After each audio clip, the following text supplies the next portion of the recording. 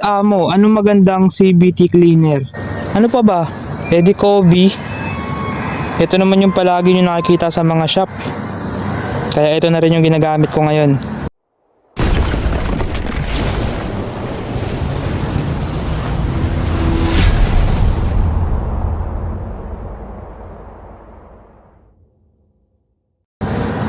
Meron na siyang kasamang straw.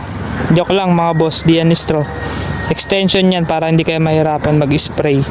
Lalo na sa mga throttle body at sa mga fuel injection nyo. Ito 600 ml to, pero meron din namang 450 ml. Doon ka na sa 600 ml para marami. Konti lang din naman yung diferensya.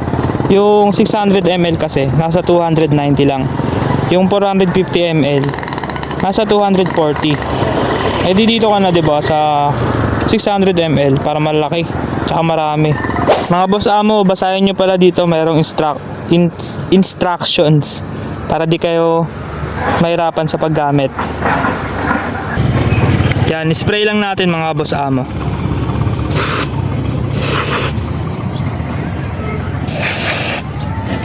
Eh, napakaangas, linis agad nyo.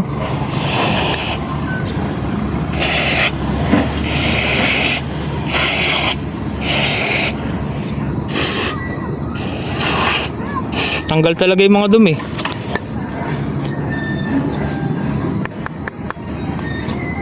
Huwag nyo siyang hahawakan mga kaboss amo ha. Yung may spray nyo yung kamay nyo kasi may chemical to. Mas maganda na yung safe.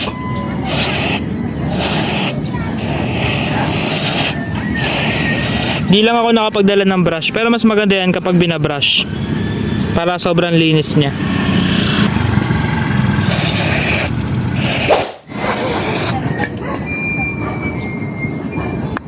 Kabila naman.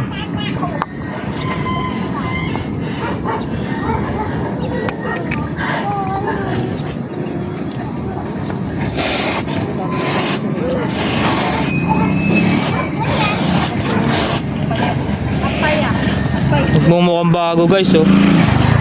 Kahit hindi na natin siya binabrush, natatanggal talaga yung mga dumi.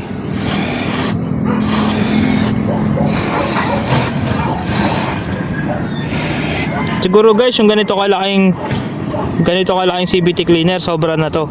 Pwede mo pang magamit sa susunod.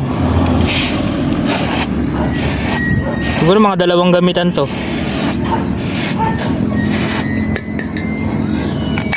Yun, ito yung resulta guys. So napakalinis. Hindi pa natin binabrush. Diba? Ganyan siya ka-effective.